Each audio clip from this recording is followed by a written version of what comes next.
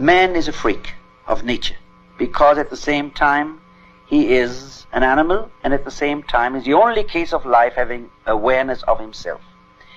This in itself, this situation of having awareness of himself and yet being in the body of an animal, would create a tremendous sense of separateness and fright. Therefore, man has to look for some union, and he can do it in two ways. He can either regress or he can progress. By regress, I mean he can try to be an animal again to do away with awareness and reason, or he can try to develop his human powers to such an extent that he finds new unity.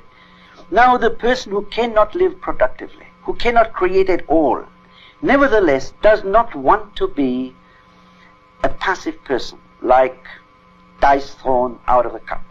He wants to transcend. Now, one way is to create, and here have the productive person. Create in some way, even if it is something I do with my hands, a simple thing. But if I cannot create, I transcend my creature status also if I destroy.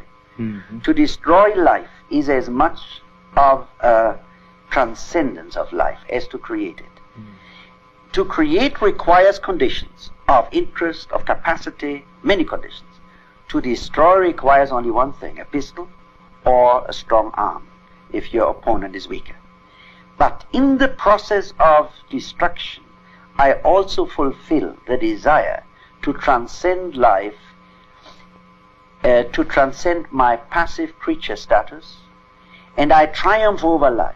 It is my vengeance, you might say, my vengeance against